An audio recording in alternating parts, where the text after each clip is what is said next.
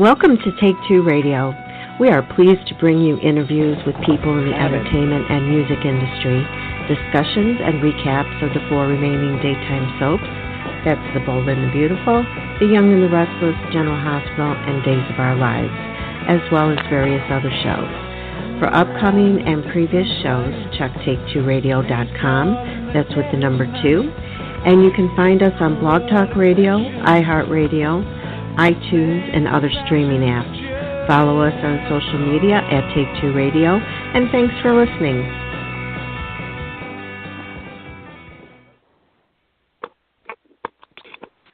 Well, good evening, everybody. Everyone.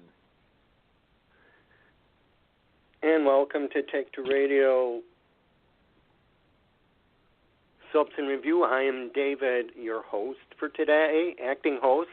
And with me, I have Anthony. Oh, cheerio, cheerio, cheerio. And Candice. What's up? And CAROLYN. Aloha. And we are expecting our friend Casey to join us. And I'm not sure where he is right now. But today, before we start our soaps, we are awaiting our special guest, multi-talented actor, singer, dancer, Eric Nelsen. Don't forget producer. Producer. Mm-hmm. For his role in Bloodbound, we will be talking to him about, and plus any of his other venues he's been in. And we are awaiting his call. Well, guys, while we're waiting, we haven't officially done a soap news segment in a while, but each of us, when we get tidbits, come to the canvas with them. And recently, I'm sure our listeners have seen a lot of the chatter online about the possibility that there may be a reboot of 1 or 2 of our beloved ABC soaps. I actually had a conversation with Melissa Archer earlier today, and she said that she was working closely with a producer that was linked with Darren Star. You guys know him from Melrose Place and Sex and the City, one of his associate producers. And both of them are in talks with ABC. It's very much in the initial stages, but, you know, we've definitely advocated on this show for something like that. We have definitely advocated about the positivity that we soap fans can bring and of changes that we can affect or things we'd like to see if we're positive about it. And this is just one more set of proof that they are out there, they are listening. They may even be listening to us as we speak. I know Melissa said she was going to try to catch the show tomorrow and get back to me and let me know what she thinks. So, guys, what do you think? Do you think it could actually happen? I'm thinking about this. I'm thinking of it 3 different ways. I think when the news first came out, you know, for years since, you know, All My Children and One Life went off of ABC, and when it went off of Proper Park, and it's, you know, it's strange and ironic that Eric is our guest today, and we're talking about this because you guys remember he was the teenage of JR, you know, of AJ on All My Children's reboot. So I actually want to find out what he thinks about that, too. From a fan point of view, I'm excited because it's like, okay, we finally, after years of saying it, and the proof has been that ABC, to fill those time slots, you know, The Chew was the most successful, but the other shows, that's over $1 million that went down the drain. Do you hear me? The drain.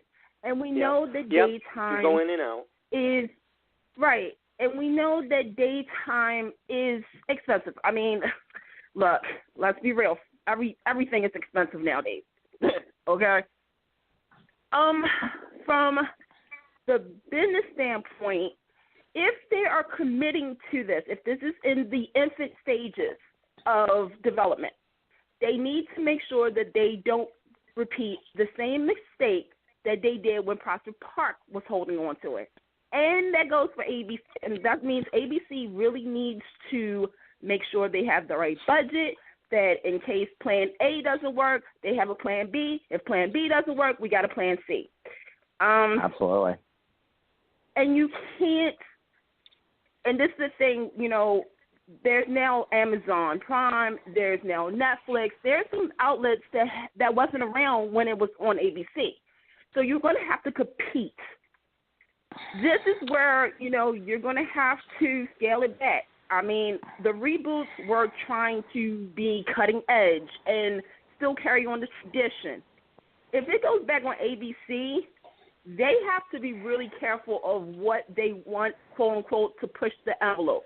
That's where the business deal comes in, because you're going to have advertising. You're going to have to advertise this big, better, bolder. That's how you're going to do it. You get what I'm saying? Yeah. Is that this is not like, don't you miss Erica Kane? We've done that on Live with Kelly and Michael. We've seen those kind of, you know, quote-unquote promos. You're going to have to really do it justice, because there's some fans who feels as though, ABC, you gave up on these shows. Of all people, you did. I'm going to jump in. I'm going to jump in here and say something that really needs to be said. You know, the fact of the matter is, major stars from All My Children are available. One Life to Live would be seriously lacking in the stars that most fans are going to want to see, because they're committed to projects elsewhere.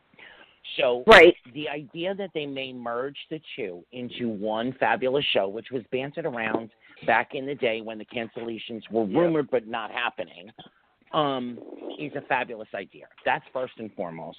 The second thing that I'm going to say is they really need to take a look at Days of Our Lives.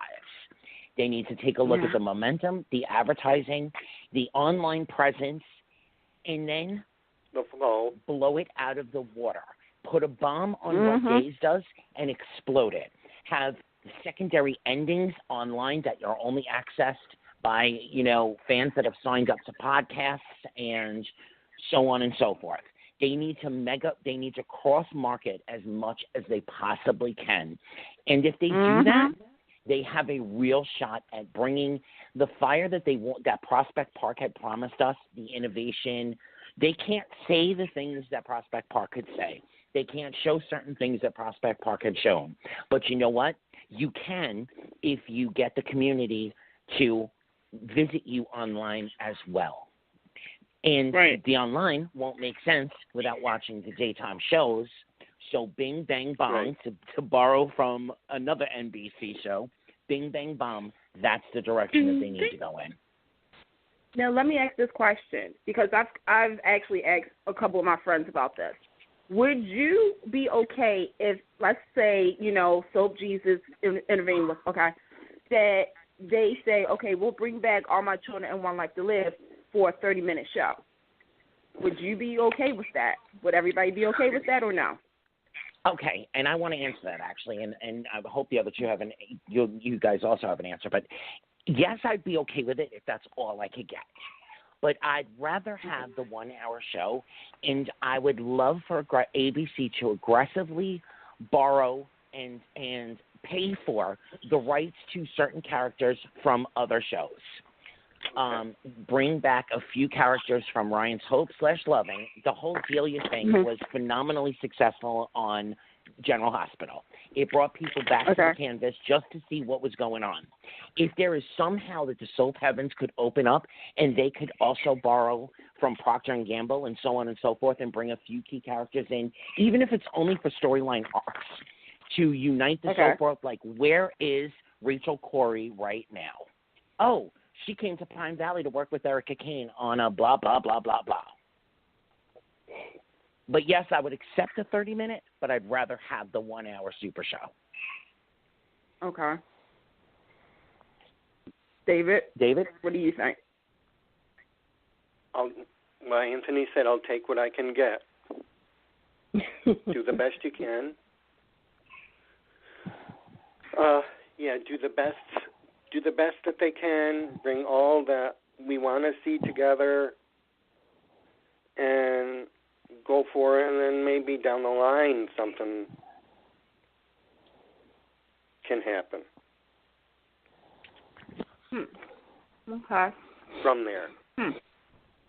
Well, I think if it does come back, they have CAROLYN, to change the. Yeah, if they do bring it back, they have to change the whole format. I kind of like mini these days, smaller, more input, more pinch, and that's a good idea.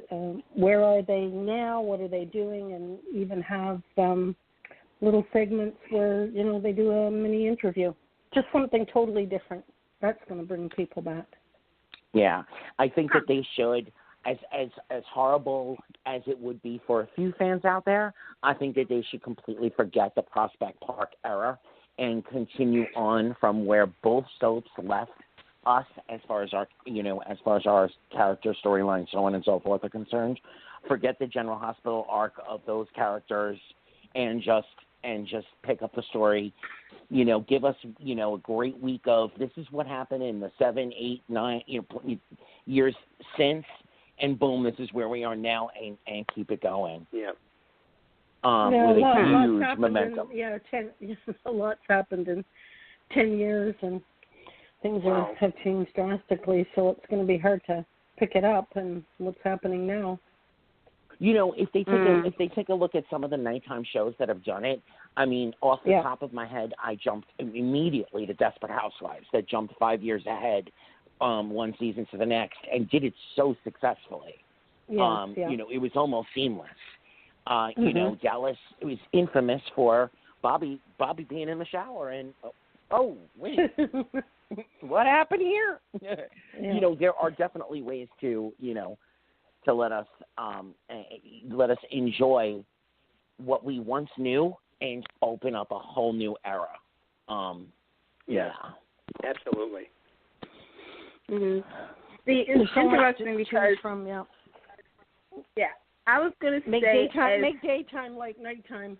Well, see, here's the thing. I'm actually going to kind of disagree with that because the thing is about primetime is that primetime can get away with a lot more because they have seasons. They only have a certain amount of episodes per season, per the fall season. Where daytime is year-round. And there is some things that daytime can get away with, but, not like, nighttime. And I go back to a certain person that used to run ABC, not going to mention his name because I just who watched the primetime series Dawson's Creek and figured that formula of what Dawson's Creek was doing, which was a primetime show that featured 4 characters in various storylines each and every week, could work for a certain ABC soap that is still on to this day. I'm not gonna name no shows with names, but you know what I'm talking about. And it kind of worked, and it kind of didn't work. With All My Children and One Life to Live, to me, One Life to Live out of the two with the reboot was still exactly the same as what it was on ABC, just a little edgier. They went that extra step. All My Children kind of reverted back to the basics. You had a teenage story unfolding. You had the families, whatnot. I personally would somehow merge what I saw on ABC with what was online because there was newer people who actually watched the online version who really weren't familiar with what ABC was bringing them because they had an attractive younger cast. There's this guy that played Petey. You might know him. He's now on this show called Baseball. I don't know, and stuff like that. So to me, and not only that, but the reboot version of All My Children actually would have been a couple of years ago. So you take what we saw on ABC, merged with Pocky Park, and you get a good show that's well-rounded. As far as time, I would take it either or. But if ABC is seriously committing to this, hopefully they are, I would test run it for 30 minutes like they did back in the 60s and 70s before branching out to an hour. Yeah. Because you got to think money's tight. I mean, I don't want to sound like a Debbie Downer, but I'm being realistic at the same time, hopeful. Because they quality, don't want not quality, not quantity. Quality. Right. Quality. And like you said, you know, with One Life to Live will have the toughest time getting the cast back together. All My Children, not so much. I mean, I'm not saying that to be negative, you know, that these actors aren't working, but no, it is what it is. Yeah, it is what it is. It is what it is, exactly. I mean, you take a look at One Life to Live. Cassie DePava is on days. Roger Howard is on General Hospital. You know, Michael Easton is on General Hospital. You have people that's, you know, everywhere. I mean, there's a reason, not to sound me or anything, there's a reason why ABC only did an All My Children reunion recently. I'm not, and I love my soaps. Y'all know this. Like, Lord knows y'all know that I love my soaps. But as far as the business standpoint went, I was like, oh, so they're really teasing All My Children fans more so. Because ABC, if you really take a look at the landscape, out of All My Children and One Life to Live, which show has kind of had more attention on ABC shows in the recent years? I mean, didn't Kelly Ripa have a couple of All My Children reunions? I think, yes. At least one I'm aware of. Right. I mean, like when Susan Lucci comes on and everything, Kelly and her act out scenes from All My Children. Yeah. You know, they just had a reunion on, you know, on Michael on Strahan and Sarah. Why they don't give Sarah the main title first, I will never know. I mean, they did a home and family on the Hallmark Channel. All My Children reunion. You know, I mean, I love my Landis, but I'm also waiting for a Loving reunion. So, according to Pennsylvania, please show up. Yeah. Is she Loving? Yeah. Okay. Gwyneth forever. I love her. Did Trish get her mind back? Oh, I'm sorry. Loving Murders. To roll this all, you know, and I gotta say, I loved during the Fluke storyline when they seasoned us with a little bit of that Loving history. That was fabulous.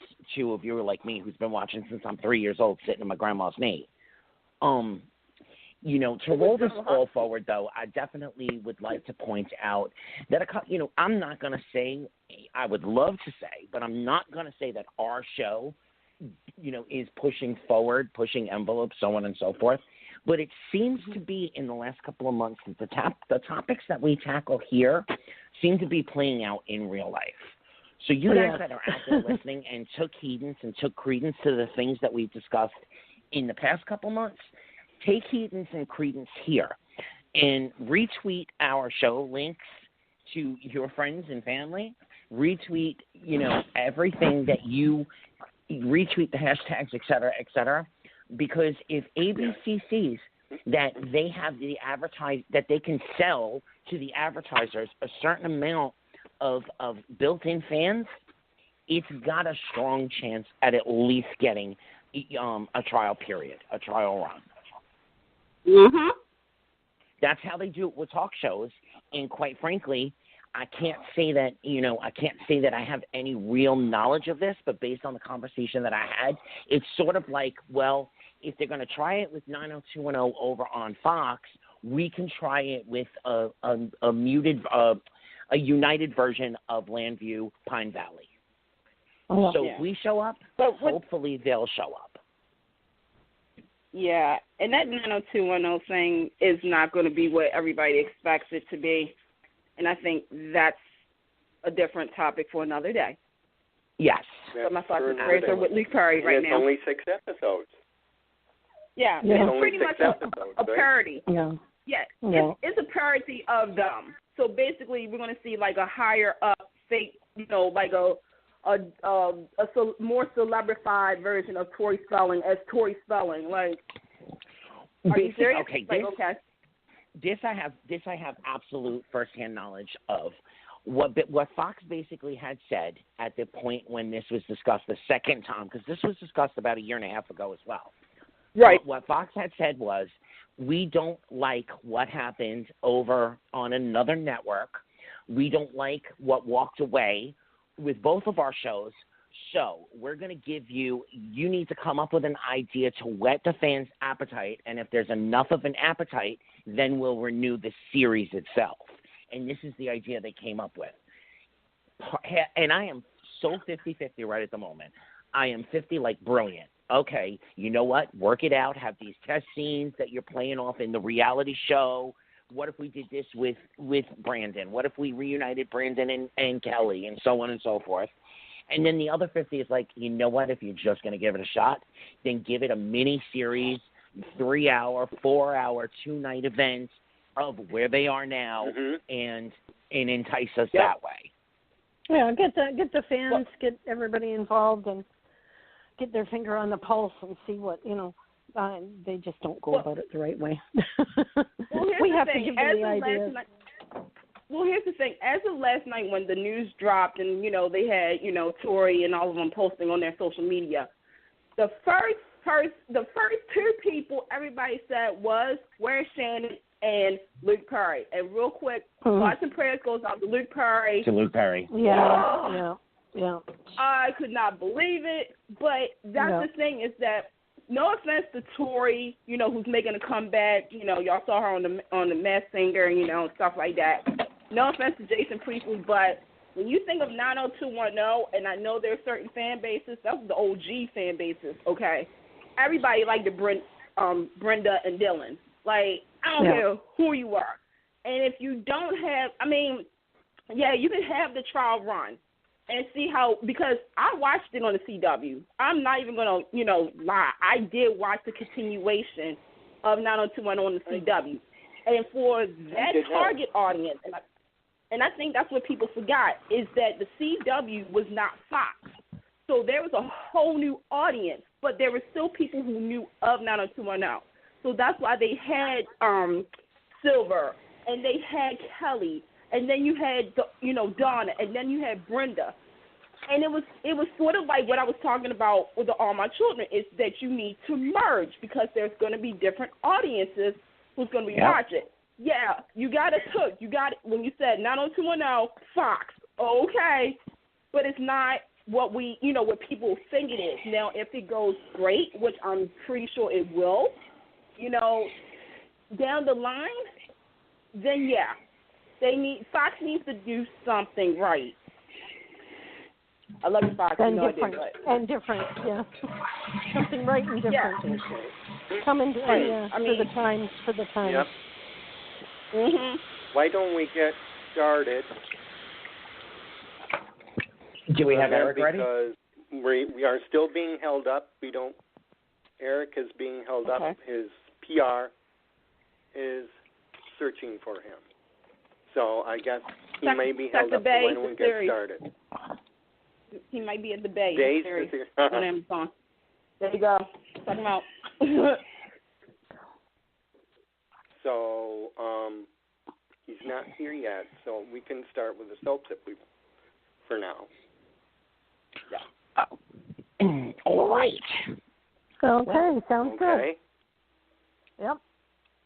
On with the show. Can you all hear me We usually start with our queen and her lovely Salem, so we might as well go ahead and do that tonight. Want to do Salem first? Sure. While we're here? Sure. Okay. Sure. Okay. There seems to be a pregnancy in the wind. Has everyone been watching? I have. Yeah. I have. Oh yeah. Mm-hmm. Somebody might be preggers. What do we think? Oh no. Oh good. Go ahead, Sarah. Be pregnant, girl. Go ahead, Sarah. Be pregnant. Okay. Honestly, before we even go there, I've got two major things to say. I am extremely disappointed in the way that they gave us Jordan. It's been great show, but that's a big disappointment.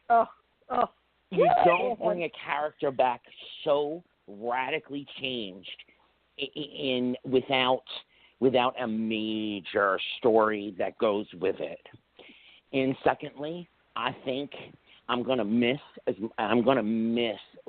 so hard Billy Flynn. I'm gonna miss Kate. I'm gonna miss those two characters. Billy and Kate, yeah. But I would like us all to address this, and we can have differences of opinion, but my opinion is this, and I'd like to know what you guys think. There is no room for happily ever after for their age on a daytime show. You know, you can do it with the older couples that don't get the screen time, but there is no room for happily ever after right now in daytime. So to send them off canvas, maybe forever, but hopefully it's just see you all back in a few years or a few months, and don't be teasing with us and toying with us. And let them be happy. As much as I'm gonna miss them, I'm glad they chose that path and let them go off into the sunset that way. Carolyn, since this is your baby. To Paris, France. Oui. Yeah, oui. Look out for Mr. Big. Carrie might be there. You're so wrong. How do we like? I'm hoping for someone. What about JJ and Haley? No. No, I like Trip and Haley. No. Oh yeah. Well, I'm not crazy about Trip and Haley. I like Trip and Haley. I think there's a chemistry there that's lacking with JJ. Well, because Claire's no, leaving.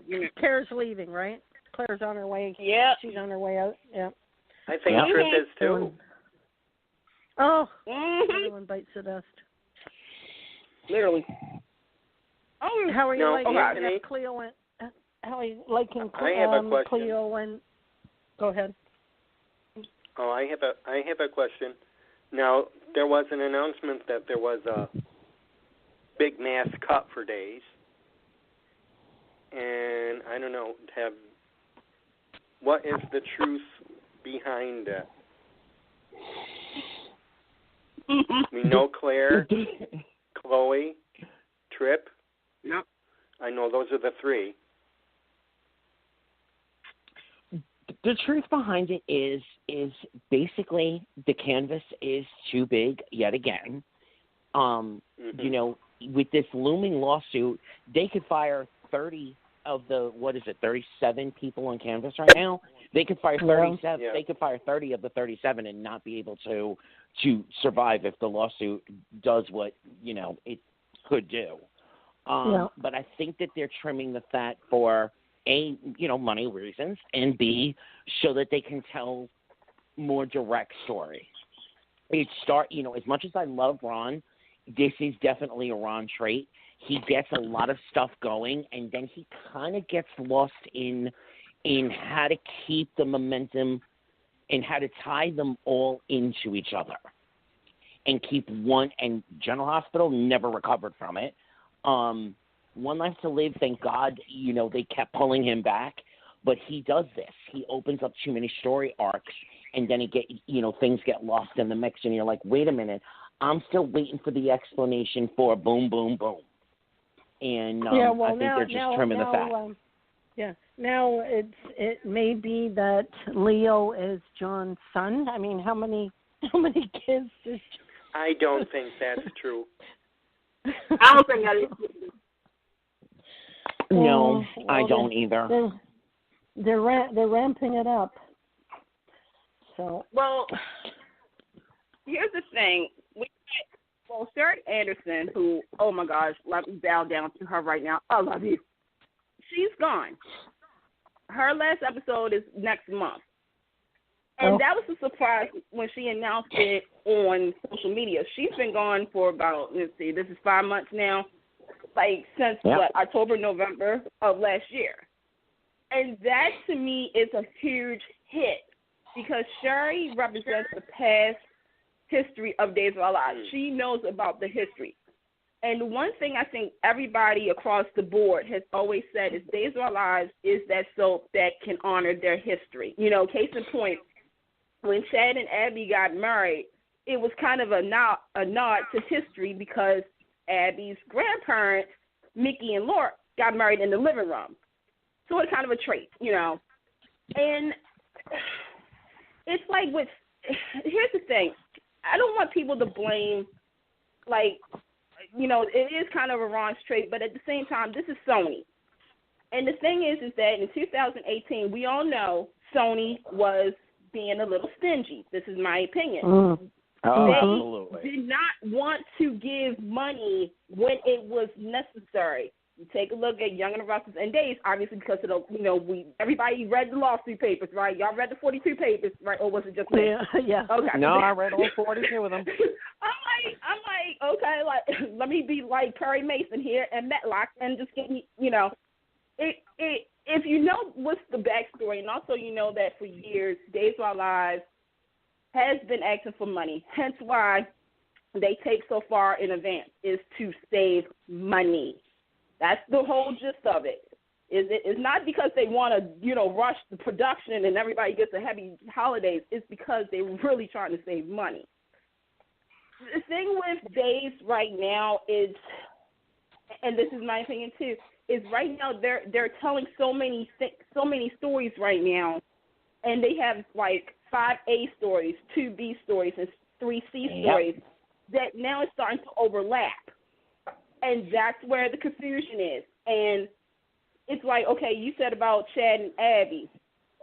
2018, hands down, was not the best year for Chad and Abby. Now, with that being said, the acting from Marcy, Billy, and Kate was great. It was really great. And to know some more behind-the-scenes stuff, especially with Billy, I had to rewatch, and you know what I'm talking about.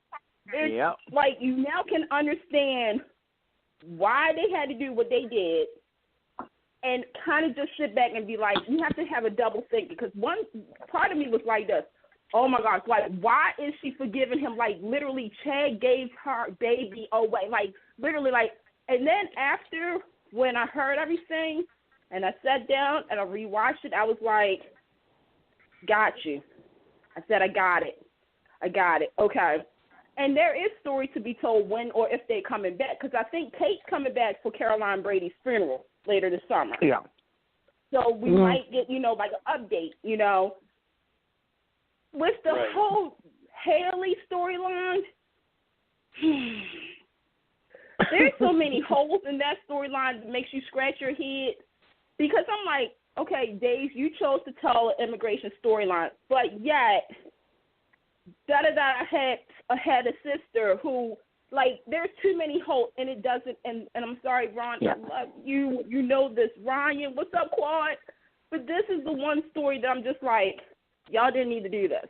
Like, I get it. Y'all want to have JJ have a love interest. I get it. I got it. Because now Abby's gone, JJ will get that spotlight. But it was so uncalled for. And next, and then it's just right now with Days, even though it's still high, this is what I was kind of afraid of. And I think I said it last year. I said, don't make a mistake because you're hot right now. You're like the number one soap in a lot of people's heads, and if you mess up one little thing, it's going to cause a hurricane. You know, it's like Days is that soap right now that is perfect. It's perfect. And if you remember, Candice, my response on piggybacked on top of you was, don't just jump at the next socially relevant storyline to have. And that's exactly what's happened. And I think, I think it's benefiting Eve. It's benefiting Eve because it's showing her really, really mean side, hiding in the courtyard.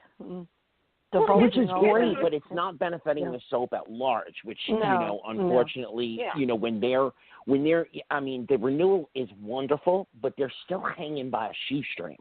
You know, that didn't cement anything really, and that's the scary thing. And I mean, I want to say one thing to Ron, besides what I already said about too many stories dangling and blowing in the wind. You know, we have definitely proven on Days of Our Lives, point blank, The Young and the Restless is doing well with it, and General Hospital is starting to figure it out. The drop-in legacy and or core wonderful characters that we love but that we cannot afford to keep on canvas all the time and who want other work, because as much as we love them in the roles that we love them for, we as fans got to understand, I know a lot of fans don't want to believe that there's reality, that Eileen Davidson has a husband and children to take care of, but we as fans have to realize they got to pay their bills. They got to put gas in their cars, and they got to feed their craft. They need to do other projects to feed their craft as well. So, obviously when they brought back Rena, Billy, that was a major epic failure. But other than that, the for lack of a better word, the breeze-throughs of legacy characters and or storylines, the Teresa was phenomenal. Out of the park. Great. They did everything that they needed to do with the time allotted for Jen Lilly. Jen. Yeah. And, they can cull down the day-to-day canvas and make, Jill on The Young and the Restless said it best. When they call, I work because I want to be there. And because when I don't want to work or I can't work, they work it out. They pay me when I need to get paid, and they leave me be when I need to be left being. And that's nice. That's Ron. Yeah. That's where you shine, Ron. Go back to that formula because that's what's worked. That's what's going to work for you going forward. What does everyone think of Jack? The Jack storyline. Well, I love the beginning. I'm now bored. That's me. Candice, take it away, baby. okay. All right. Be nice. I like the fact that they incorporated old school Jack. Okay? Yeah. Not the romantic, like, oh, it's Jack. No, they incorporated the Jack that was a jerk. Yeah, the mean one. It is kind of getting a little dull, but it's still holding me because I want to know two things. One, I want to know, is he conning Eve? In other words, has Jack already had some, like, his memory coming back, but slowly but surely want to figure out what Eve's plan is? Or is he, you know what I'm saying? Like, because there was some moments that I was like, wait a minute, hold up. Jack, like, Scheming Jack is doing all of this for money. Okay? But at the same time, what he said at Abby's and Chad's wedding made me kind of like, wait a minute, double take. Because he said that as if that was the Jack that most of us know. Like, his heart was, like, there. And I was like, I'm confused as to, okay, what is the game plan? Like, does Jack have, like, what is Jack really up to? Because his time with JJ, what he said to Abby, I'm like, okay, like, something is about to go down. I don't know what it is. But I'm kind of Xander's gone, so I figure he would be in the front of that. Well, Xander's coming back, actually. And so there's more story there. And I kind of have a theory. Jack, because he's having a baby. Jack is the conduit to the rest of the people in those rooms, which is great.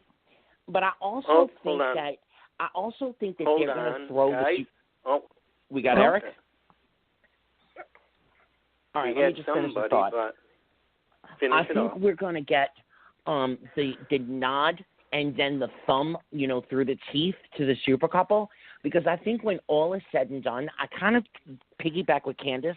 I think he's got more of his memory than we're seeing right now, and I think it's going to come down to, I love you, but I'm not sure I do love you. And the other times I've come back, hardy, heart, you've always made me work for it. Now all of a sudden I'm the love of your life.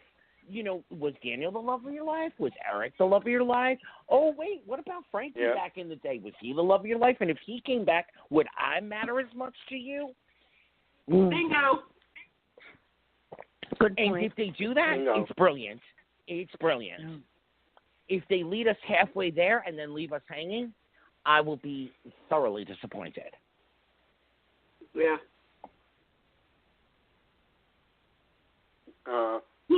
I understand.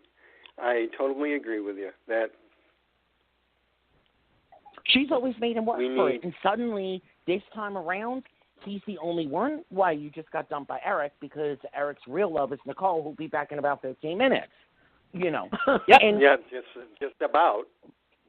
and once this storyline wraps up, Ron, also, I don't see you going anywhere. I think you're going to have a fruitful career, Days, and I love you. But once this storyline wraps up, put the serum away and let people stay dead for a couple of years. We've kind of reached the max at how many people can come back and how many times they can come back. If I was at a funeral in Salem, I'd be like, oh, don't cry. What are you crying for? She'll be back in 20 minutes. Cut the head off. She ain't really dead, but she cut the head off. Yeah. Well, they're supposed to be doing a serial killer storyline. Beautifully Supposedly. put. Beautifully stated. Thank you. Yeah.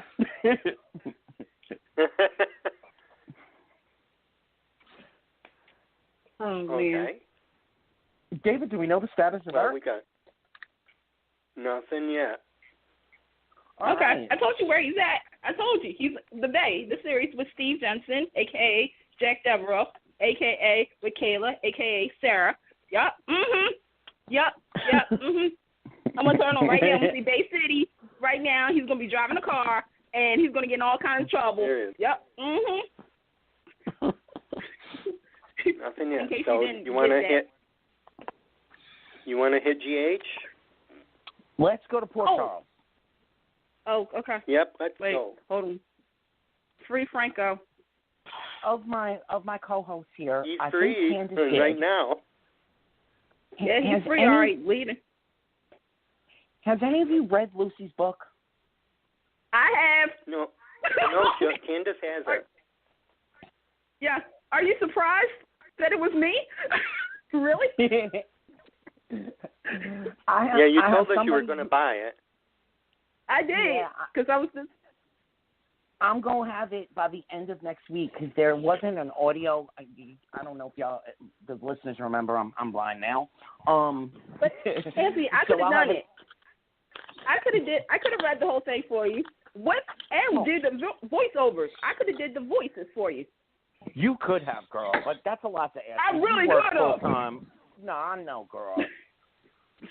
All right, so I love that they surprised me real quick with both twins going at the same time because I lost quite a couple of dollars on whether Jason or Drew was going to go first as far as the blindness goes.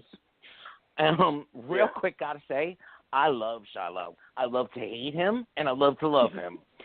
As big as the cast is, and as much as we're like, oh my God, they cannot possibly bring another new person in. Y'all done hit pay dirt with Shiloh. I think Anthony. I think we got approval from Anthony. What do you think? I'm going to have to disagree. I'm going to have to disagree. Oh no. Okay. Hear me out. I will. like the actor. I like the actor who's playing. I like the actor who plays Shiloh. But in the world that I'm living in right now, General Hospital needs to start bringing on these new characters that really nobody has like any quote unquote interest. The actor could have easily played a Lucky Spencer. Jonathan is busy at the moment. Jacob is doing Lifetime. Greg Vaughn is being shirtless on days. So they could have brought this guy as a Lucky, a Nicholas, a Sly, or anybody. I agree. He is he is hot. But I'm just like, okay, General Hospital, like, this is your upteenth new character in the last year. Meaning we just started this year. We got, interesting storyline. It delves into Sam's past because, who, some people says is a recon of her past. She was a con woman. We don't know what the heck was going on with Sam in the back, back in the day. I think it's interesting, but yeah, for General Hospital to finally, after weeks, a month of figuring out, okay, when is this going to hit Jason and Drew? I want to say thank you, ABC, for a great birthday present because I did not. Right.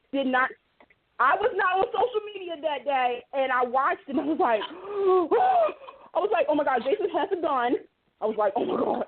I was like, Drew's behind the wheel. I'm like, oh my God. I'm like, this better not be happening now. As soon as I heard the music, I'm like, oh, something's about to go. Something's about to happen.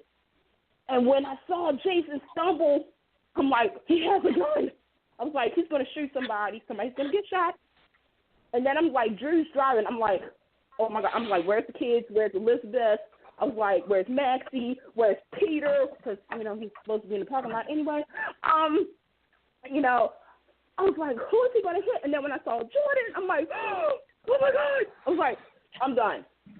I was like, for the first time that week, General Hospital, to quote one of my friends, remembers that they're a soap opera.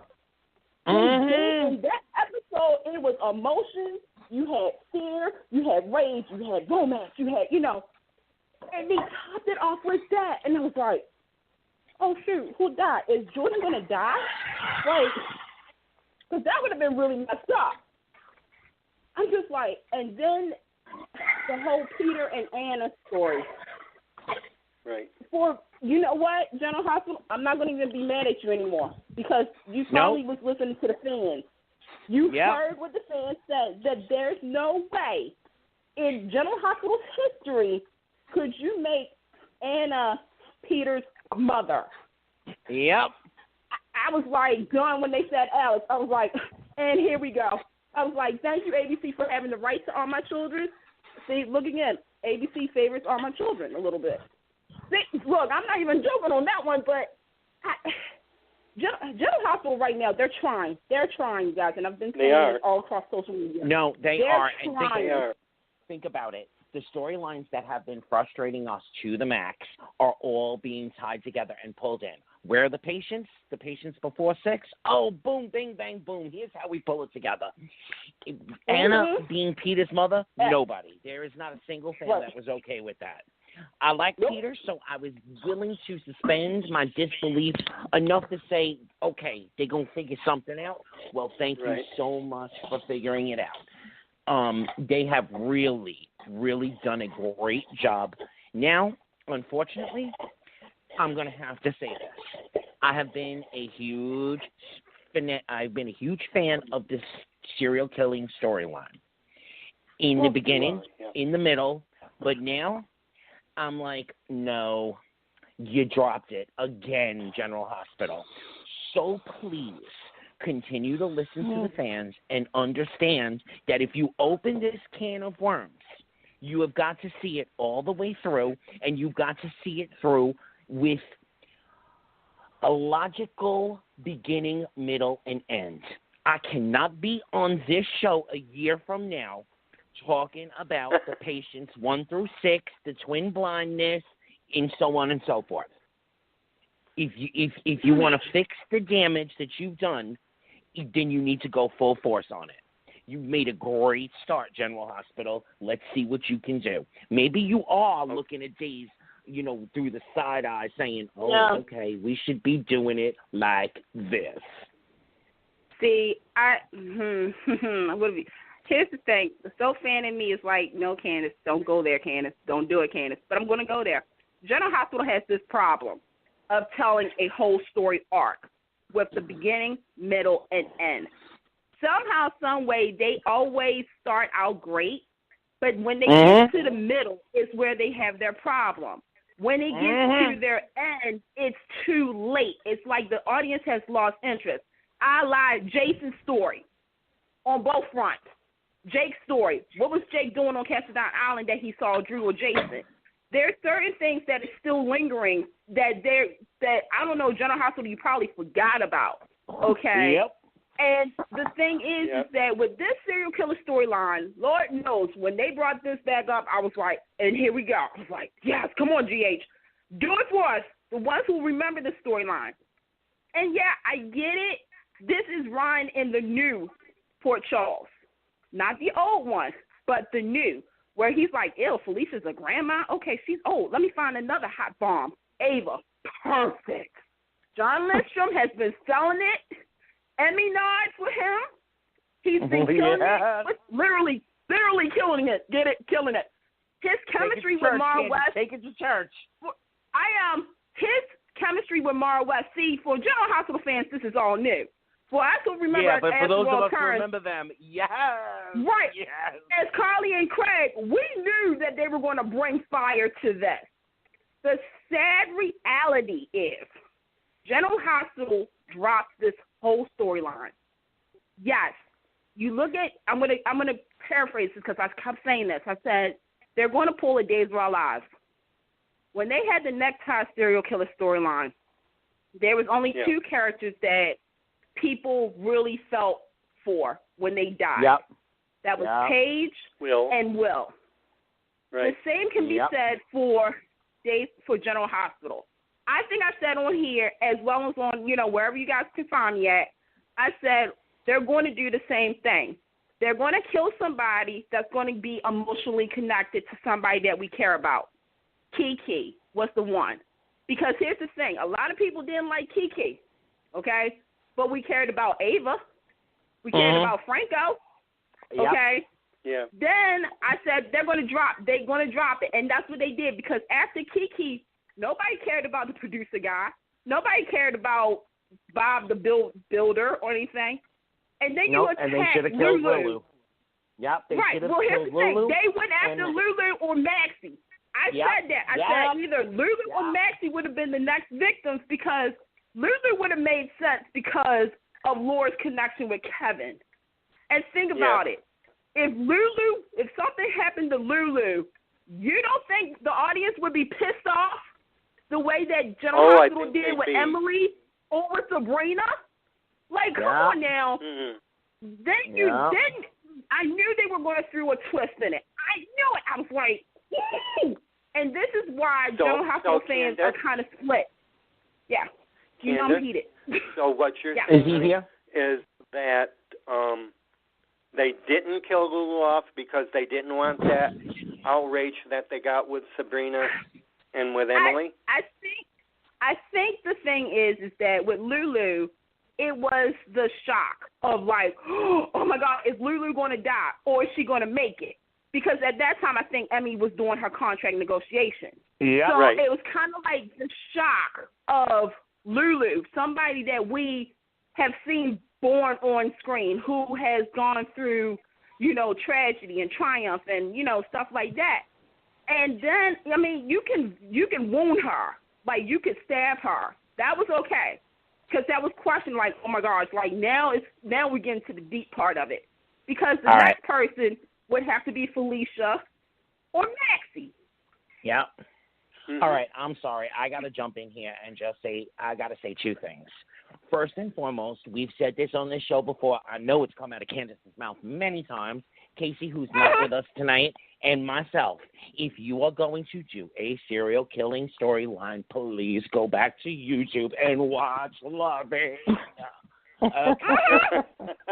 Having said that, we can call all the things. Please listen to our last 5 shows up to this moment because all that we can say about it has been said. I want to send a very, very strong word of caution out to Nathan and Frank and Chris. If you are going to try to play us with Ryan and Kevin have actually been switched by Dr. Maddox, Dr. Cabot, Dr. Alex, Dr. Dimitri Merrick, maybe Dr. Hayward. Yeah. If the end game of this is that Kevin is actually Ryan and Ryan is actually Kevin, go back and rip up every single one of those scripts and do some fast and furious writing. Don't do it.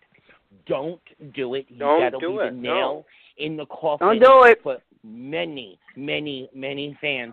And if y'all watched, they're called Easter eggs in games. If y'all watched, there have been 2 Easter eggs in General Hospital giving us that, like, oh, wait a minute, could this be? And and now that it's almost 100% likely that Alex is really Peter's mother. There you go. Yeah. They're almost giving us the story these last 2 weeks. If that's the end game of this story, burn them scripts. Don't even rip them. Burn them. Force feed them down someone's throat and start furiously rewriting. See, why would you see now, Anthony?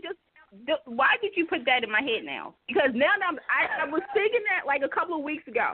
I was like, wouldn't it be messed up? And I had to think. And here's how this is. We talk about like when soap writers and executive producers come from other shows that they bring certain things that they did so well on their show to the other show. Yeah. And I was thinking about One Life to Live. I solely was thinking about the whole with the 2 Todds and everything. And I was like, please. I was like, they wouldn't. I was like, Frank would not gamble with this. I'm like, look, I know us soap fans, the first thing you said was, where's Felicia? And, we now come to understand that Christina Wagner had things to do, priorities. That's fine. Again, like I said, this was Ryan in the new Port Charles, okay? Him killing Carly, that was a dream, not mine. By the way, thank you, Frank, because I know you were trolling me. You were trolling me with Felicia. That one. I love Christina Wagner. I love Felicia, but they should have just let him kill her. Did you see the promo? Did you see the promo where it had Lucy, Matt, and Felicia? And I was like, I actually fell off my chair. I was like, okay, the end is near. Yeah, because here's the thing. The end. Yesterday was the official end of February sweep, but y'all got an extra day. Hey, thank you. And the thing is that this story most likely is going to hit till April, the end part, because there's too many gaps. Now this is the time where things need to come together. But you're right. If they say that Ryan has been, oh Lord, please don't. I'm do going to be off of social media. No, I'm just saying because General Hospital has been. And I'm not. And look, a lot of y'all know that I have quote unquote a love-hate relationship. I shouldn't say hate, a dislike with General Hospital, mainly because of the way they use history. Okay. Yep. And the thing is that General Hospital in the last couple of years have not given me the satisfaction of a storyline to the point where I'm confident enough to say, you know what, this is going to be the best story. Get ready, General Hospital fans. Hold on to your seats. I can't say that because I'm not confident. And it's nothing against actors or anybody. It's just my personal belief is that somehow, some way, it's like they start out great. Like they have a great – last week was great. I ain't going to lie. Last week was great on General Hospital. And if you saw Monday's episode, you felt a certain way. Because I was like, really? Like – y'all, like, I can't. With this storyline, I don't think, I'm just like, okay, something has to give. Like, where is Felicia at? Where is Lisa? Like, now this is the time to incorporate them. Like, why hasn't Maxie been attacked? We all know the history with Maxie and Ryan. Yeah, exactly. And there should be more nursing ball references. Lucy should be popping in. He should annoy her, and she should be off, or it would stop. It's been done wrong, and when they gave us that promo and then didn't deliver on it, I was like, you got to be kidding me. On that note, my co-host, and I love you, this is the 1 week where I have to beg off early, and I sincerely apologize. If Eric makes it, please give him my apologies. But I am on vacation, and my family pieces of my family are only here for another couple hours. So I'm going to have to beg off tonight, and I will see everybody in 2 weeks. I love you all. Good night. Love you. Enjoy your vacation. Enjoy your vacation, Anthony.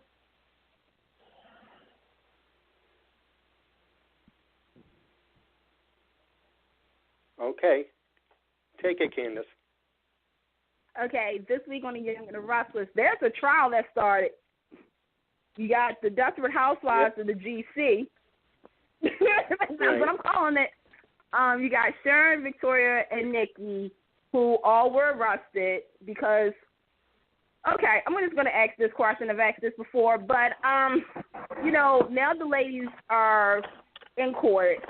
They, pretty much Phyllis is the one who signed a plea bargain. Like, I'll snitch. So I won't go to jail. Like, thank you. And then you have Sharon and Victoria and Nikki, who all was arrested and took great mugshots. But my question is that who do you blame for this whole scenario? Do you blame Phyllis or do you blame Sharon? You're going for in the and fact out, that okay, can you guys hear me? Repeat. Can you guys hear me okay? Repeat that. Okay. I said now that the women were arrested, who do you think is at fault? I mean, take Nikki out of it.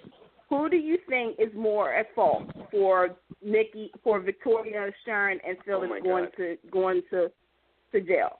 Do you think it was Sharon or do you think it was Phyllis? Are you still with me, Candice? Can you hear me? Can you guys hear me? Okay. Wait a minute. Try it again. Okay. Can you guys hear me okay? I apologize for that. Okay. Can you guys hear me okay? You're still going in and out on me. Wait a second here. Now you're okay. All right. Now you're okay. good. Okay. All right. I was saying with the recent developments of Phyllis, Sharon, and Victoria going to jail, who do you fault for the police to arrest the women? Was it Sharon or was it Phyllis? Oh, God. See, that's a hard one. Sharon said it first, but she recanted with Brittany's thing. So they can't count that if it's recanted. But Phyllis set the whole thing up, too. Oh, my God. That's a very good question. I don't know. I think Sharon's going to be held to pay for Sharon if they find that out. Here's the thing. But I talked to... Oh, go ahead. Go ahead. No, I was saying that it's interesting because people that I've talked to are split. Some people say, well, if Phyllis had allowed Sharon to call the police the night of JT's death, then none of the women would have gotten in trouble. Then there's some people who said, well, Sharon opened the can of worms because she, said it was Nikki and her, and then she said that it was other women when she was talking to Ray after, she confessed her love to him. And I'm like, really? Like, okay, Sharon.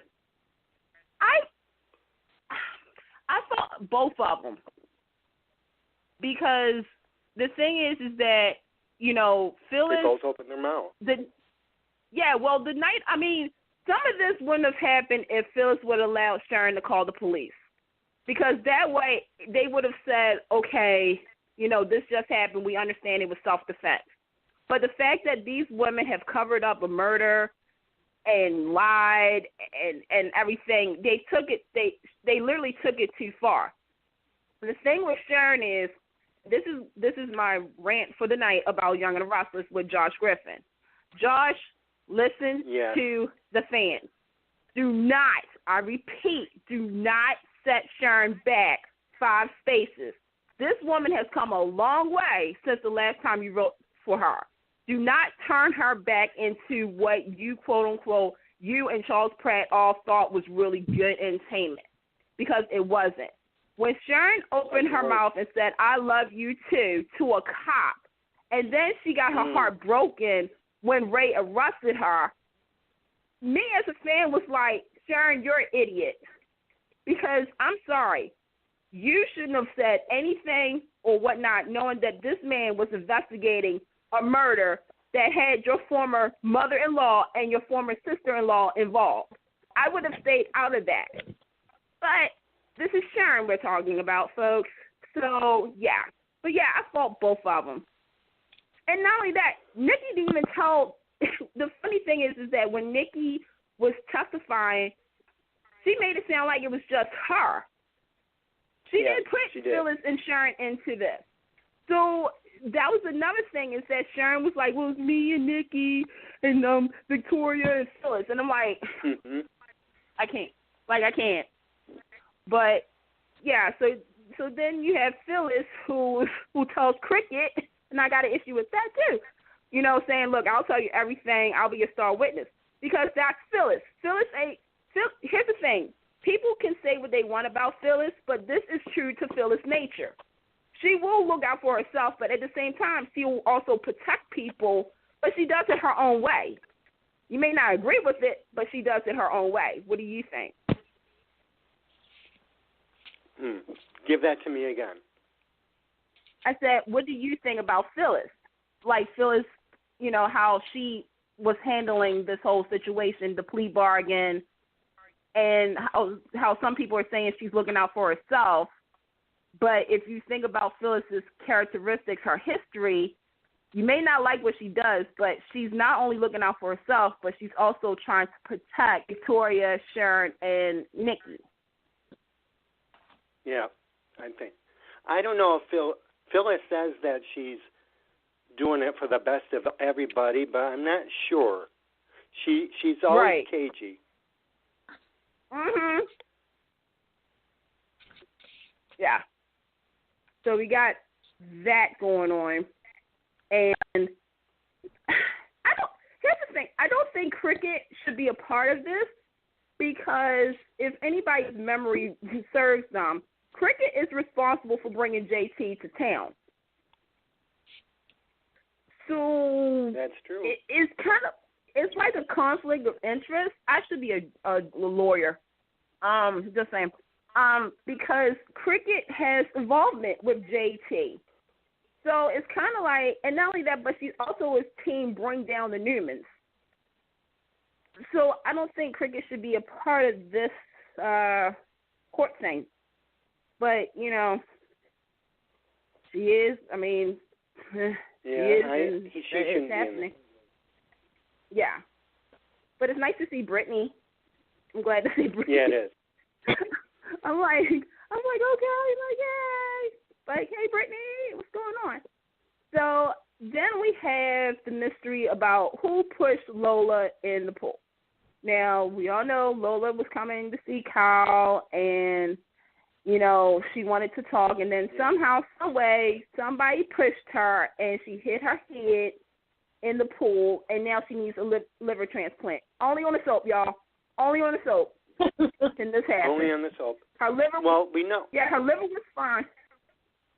Her liver was fine for a while, but in reality, you've got to think of this: when your body is in turmoil, your organs will start doing their own thing. Yeah. Yeah, so, that's true. If you're looking for, if you think it's a leap, everyone thinks it's a leap because her liver is malfunctioning, it's because her body's in stress that she may not be recover.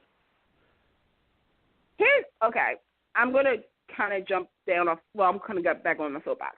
Here's the thing. When it was announced that Josh Griffin and Tony Morrell, can't even pronounce his last name right now, I'm sorry, when they were going to take over Young and the Restless, a lot of people was trying to question, okay, what does this mean for the characters that Mal Young brought on to Young and the Restless? And here's the thing. Any soap fan may or may not know this. When a previous writer has already begun a story arc or, begun characters and whatnot, and a new writer takes over, there's usually a period where the characters that the former writer had would be in a standstill until the new writer can figure out what they're going to do with them. Lola is one of the characters that I think has been translated from Mal Young's version of, Lola being the strong, independent, like, I can do this on my own, to being a little soft as the transition has happened. And now we have her in a coma until we figure out what Josh Griffin is going to do with this character. Right. Right now, you got think Kyle, they changed her? who I think they're going to change her a little bit because I mean, she started out as a female that was different than what we've seen in a while on a soap. She wasn't raised in a rich family. She didn't come from, the silver spoon of life. She's actually had to work to get where she wants to be at. And you pair her up with somebody like Kyle, who has the heart of Jack Abbott, but I really hope they delve into the fact that his mother is Diane Jenkins, okay, and give us a little bit of that, rough around the edges. I think when they had the fight over the bag, I think that's what made fans kind of like, wait, she got upset about a bag? Like, okay, like a full-fledged meltdown. Unless Josh, and I think with that, there are certain key elements that's been shown in the last couple of weeks to kind of give us a little more of a backstory with Lola. And Josh Griffin's responsibility is to give us that, because it has to be more to the story of Lola. Why did she flip out the way? She has self-esteem issues. We know that. She made a comment that I cracked up when she said, "Why is everybody so worried about me having sex?" That's a story arc. Like, something could have happened in her past to make her kind of not interested in a relationship, but maybe because of what she saw with Ray and Mia and Arturo and maybe her parents, maybe she has relationship issues. That's why Lola is going to be, to me, that character where even though we liked her and then she had her moment where fans were just like, oh, God. Now Josh's role is to kind of make her interested. Not interested, but kind of more presentable to the fans. Just like Mia. Let me cut in here. Okay. Let me cut in here. Anytime girlfriend doesn't want an expensive present, she can send it my way, okay?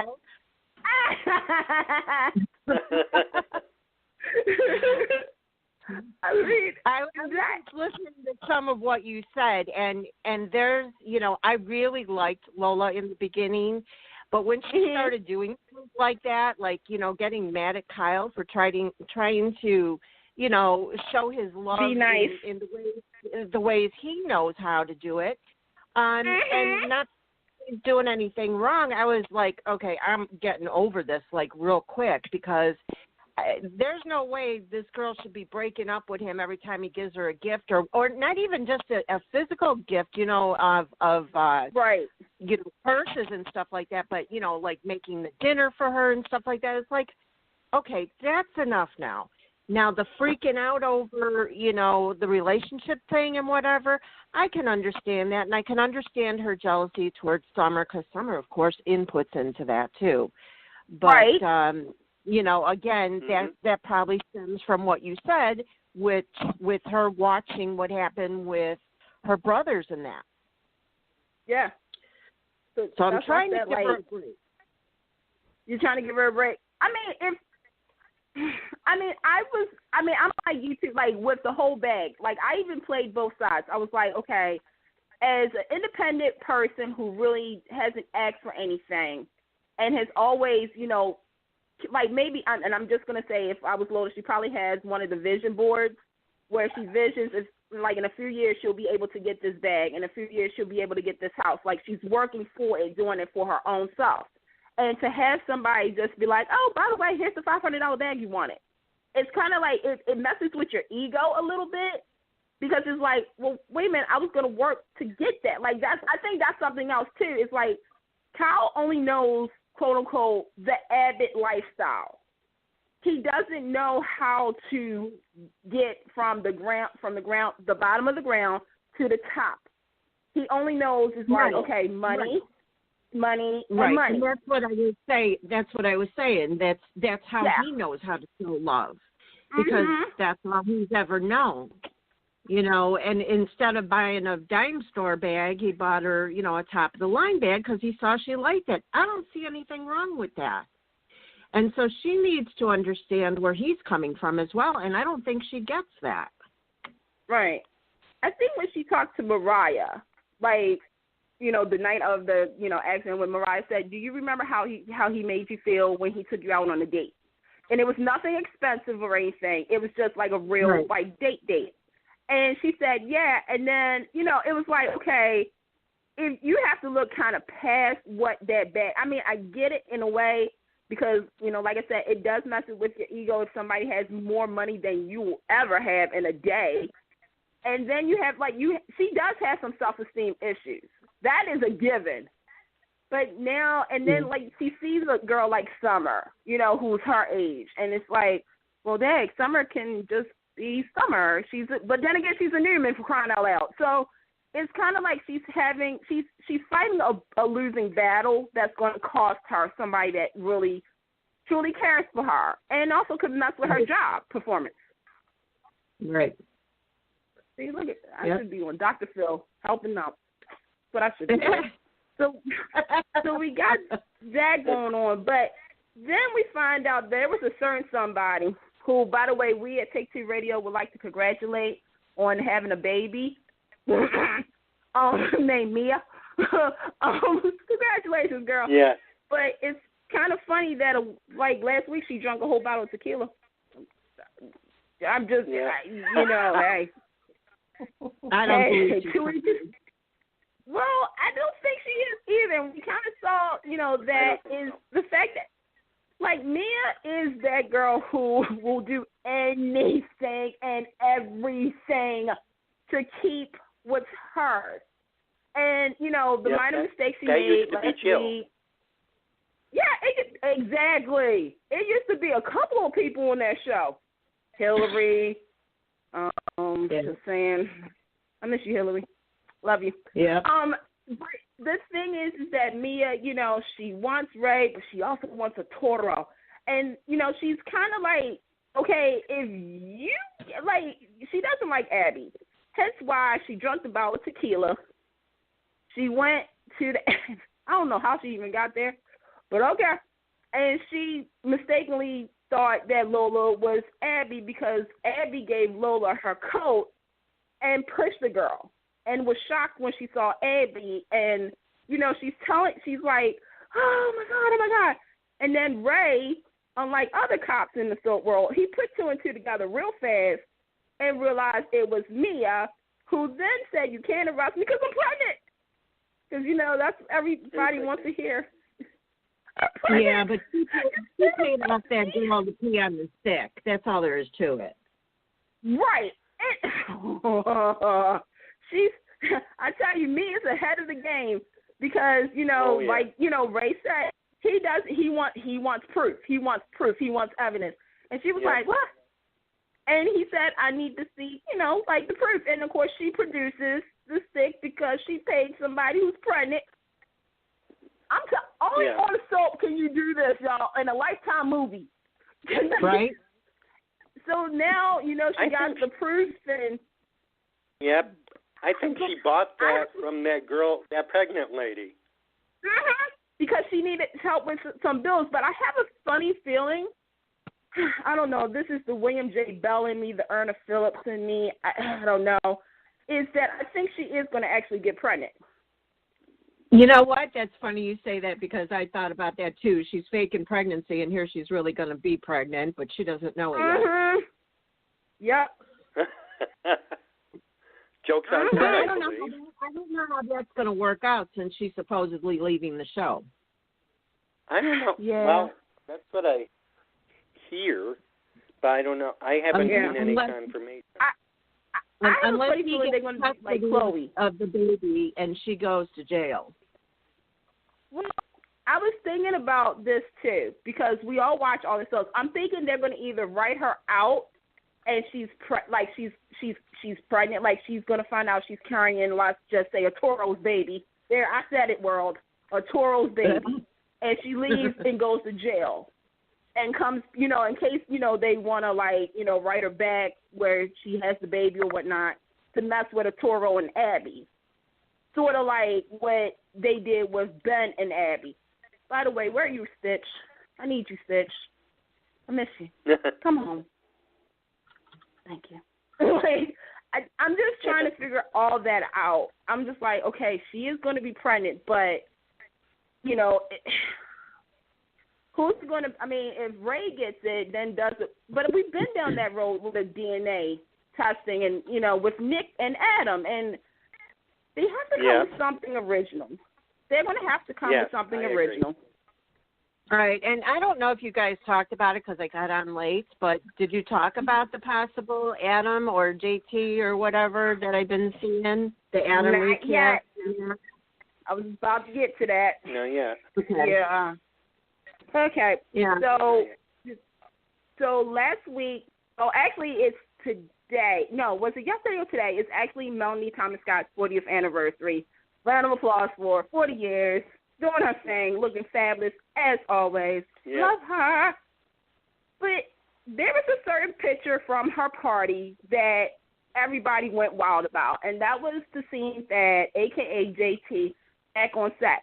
Not just for the party. He is back no. on set, that's for sure. He's back. Right. He's back.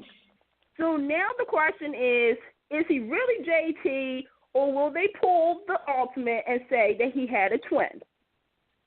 Well, that's another thing that I read. And, you know, it's funny because I don't normally read I don't normally read spoilers, but there's been a couple that I've been reading lately, and JT was one that was mentioned that it could possibly be his twin.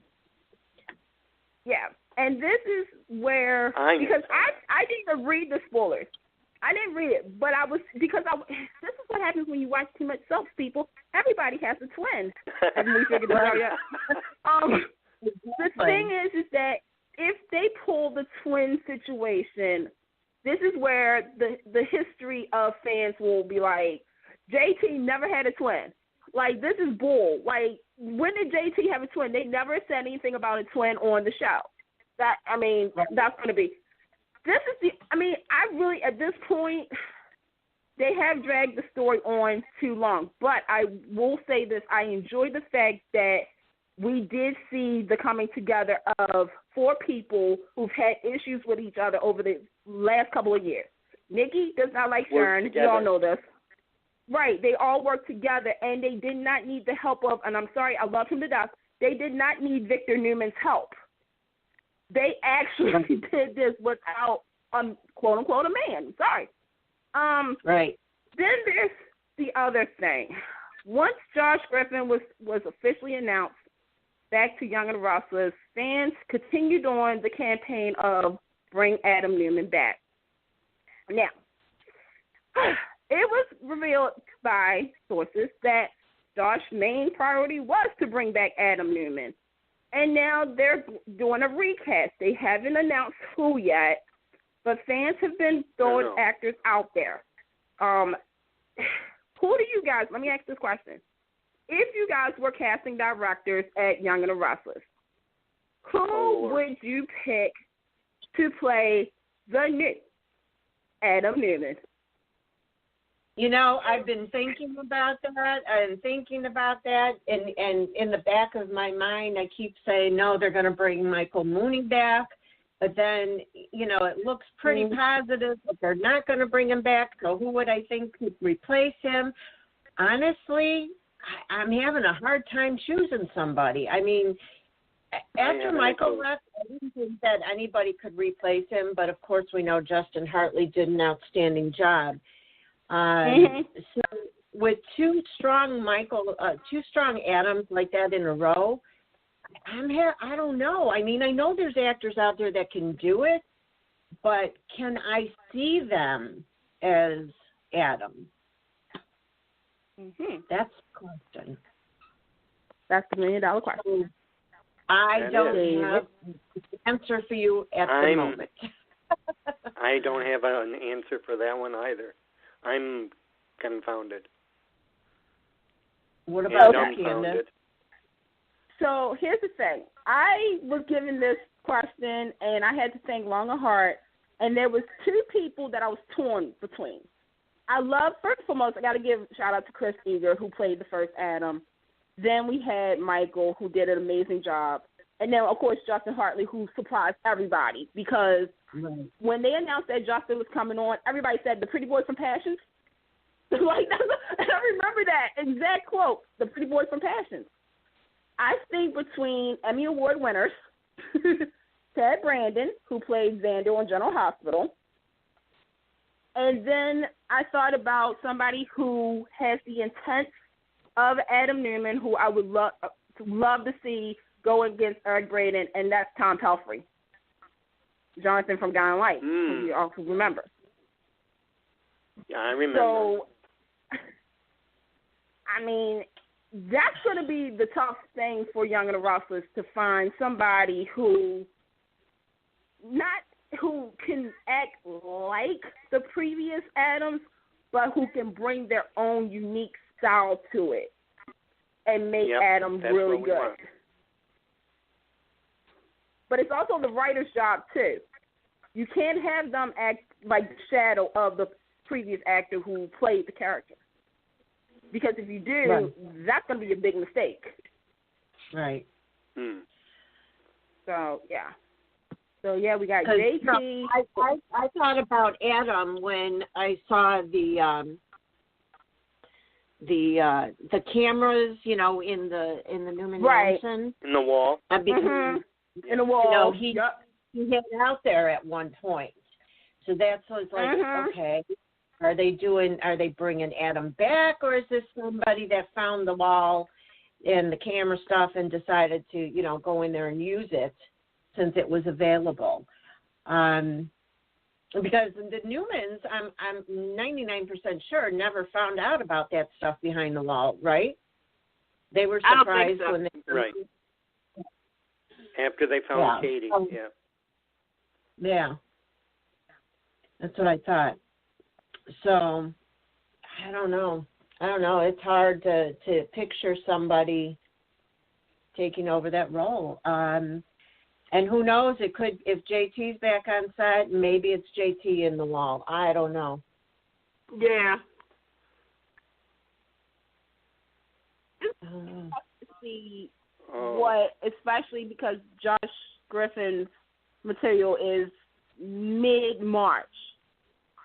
That's when his stuff starts. Is mid-March, and it's going to be interesting to see what he does, especially if it is JT, how they're going to wrap that story up, and if Adam is back, and this is where creativity is key.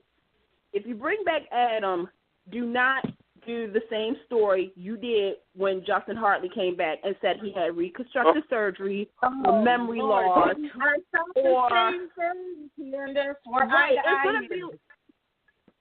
It's going to be like, okay, he was gone, so where was he all these years? And don't say he had a memory loss or he had to get surgery. Just say he hid out with Chelsea. Just let it go. Because, Right. I mean, you can tie it in because, look, being honest here, the exit that they gave Melissa Claire Egan was a disappointment in so many ways. This is where you can actually regroup and you can do the Adam and Chelsea story some justice, but do not constantly have Adam all up in the Newman orbit. Like, that's going to be my issue if they're going to do that. It's like, really? Like, didn't we just do this a couple of years ago? Like, really? Like, give me something new, something to play with here. So, we'll see. There's a lot going on right now in Young and Restless. They're slowly doing the transition. We're starting to see it. Slowly. So, just be patient, folks, and we're going to have a good time. And, yeah. Yep. And the one sad point is when we looked up and we're all happy that Doug is coming back. Yep. Oh, my God. And he is on March 25th. The sad part is he's not getting a contract. They told him the contract was not on the table. That could change. You know how it goes. I mean, first he's off the show and doesn't look like he's ever coming back. And, that can change. So I'm not real worried about that at the moment. Right. We'll just have to wait and see what happens. Now, let me ask you they're this. going to... Have you guys talked about Carrie and Jack? No. Oh, that's so, yeah. I have a feeling Candace and I are on the same page again. Go ahead, Candace. Okay. This is another character that's going to be in the crossing of Mal Young to Josh Griffin. Here's the thing. I like. Okay. Wait a minute. Let me get myself together. When the idea of Carrie first came up, I thought they were going to tie her to the Johnsons, as far as Mimi, Olivia, Drusilla, the Johnsons. Yeah, okay. I'm glad they didn't. In a way, I'm disappointed with that, because if she's going to be a part, first and foremost, when they said it, they teased fans, and it was like, oh, okay, going in history. Okay, a la what Dave does. I like that Carrie seems to, at first, my first reaction to Carrie is I can't trust her, because something is not right with her. I don't know what it is. Something is not right. Right. I'm like, is she going to sabotage Jabot? Is she going to be, I love Jack. And I think after all the stuff that Jack went through, he needs to, have a normal life, whatever that means. But, Young and Restless, listen to me when I say this. I know that Peter Bergman is hot, okay? For his age, he is hot. But can you stop this? Seriously, it's like, you did this with Sharon. I don't like them, but I don't dislike them. I just think, okay, just to save screen time, this is what you're doing. And the secret that Carrie had was sort of what a lot of women are going through. I give you that. Young and Restless, I give you that. But it wasn't a big secret. You made it to be a big secret that really wasn't a big secret. And now there's more to that. I do believe there's more to that. I hope so. Because that's why I said, and you know what my guess? You want to hear my guess? I don't think that there's anything to do with wanting to save. Go ahead. I was thinking that she's transgender. Okay. Let me get my thoughts together. Okay. I've heard so many people say that, and this is where I kind of have to put my foot down. My thing is that there's a show across the hall of Young and the Restless called Bold and Beautiful. Right. That has a character and did an amazing job with that storyline. There's a show that's on across town called General Hospital that introduced a transgender character. And the thing is that with Young and the Restless, and I love Young and the Restless, but sometimes they're kind of on a delay of social topics and social issues that is really that's dealing with the outside world. Right, because back in the day, Lord knows, because I finally saw an episode of a 1970s Young and the Restless, and I'm just like, oh my God. Really? Y'all Catherine is talking about sex? What? What?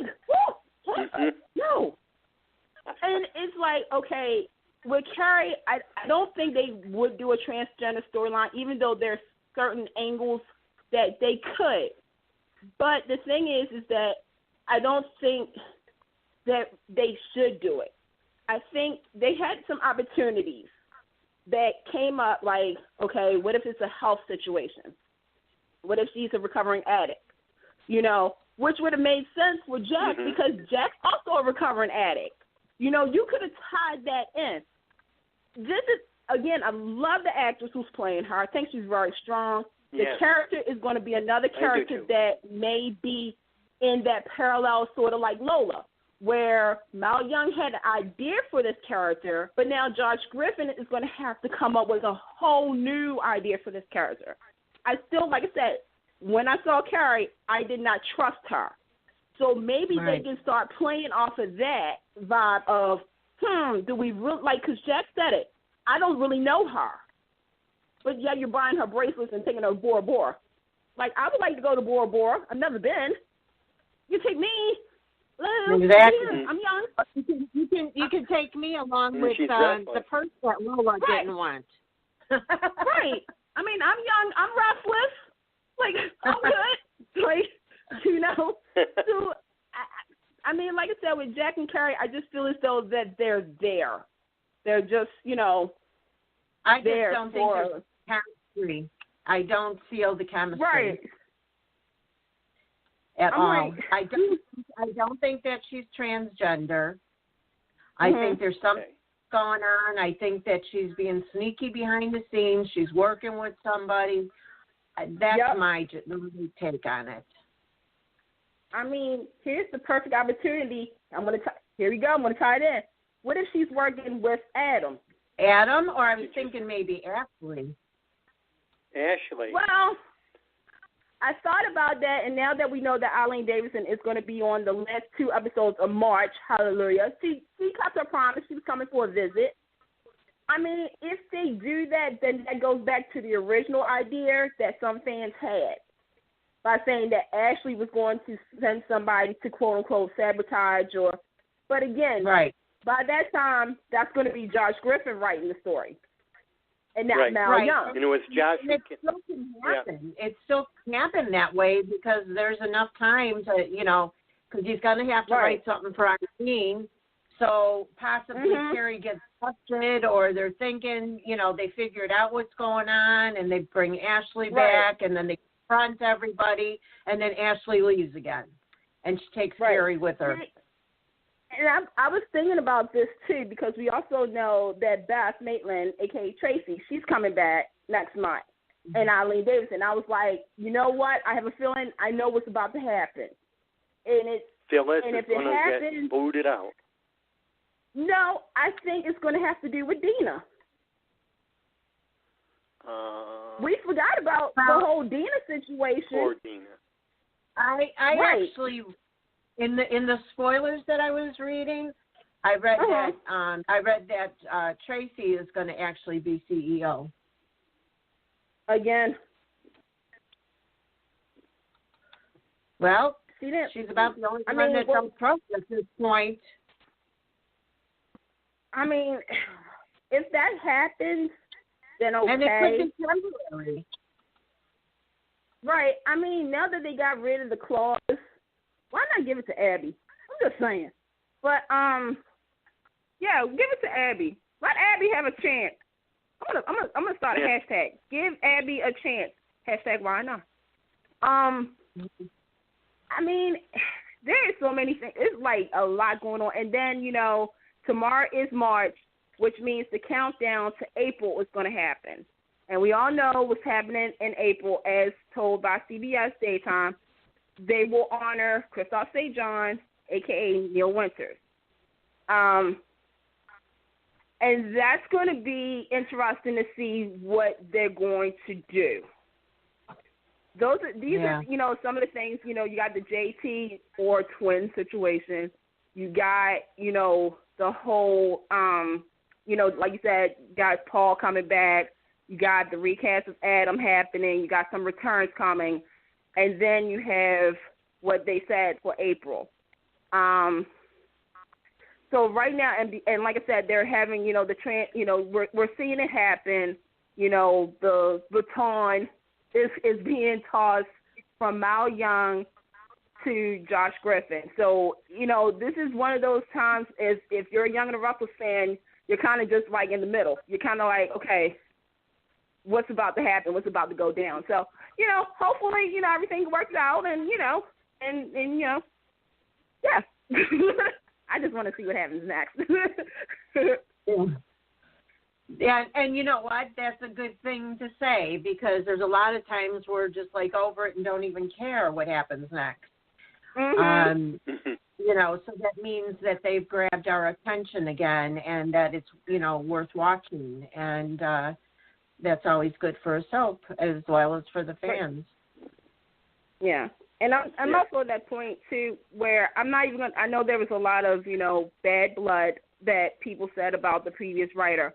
But I can honestly say that there's some things that he did do to Young and the Restless that was outstanding. He brought the young back to the Young and the Restless. We have a great young set. That's one. So, we'll see what happens. And, the whole Ashley storyline, oh, my God, that was so good.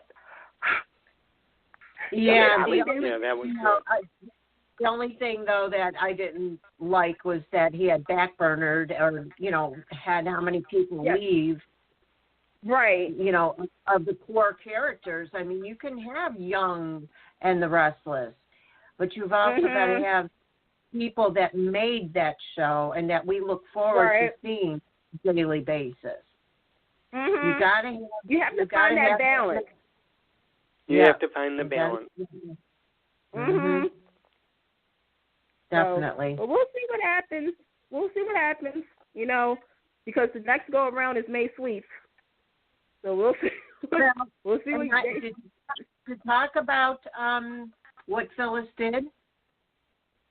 Oh yeah. Oh yeah, that was the thing, Pam. So I asked this question earlier. Who do you blame for Victoria, Sharon, and Phyllis being arrested?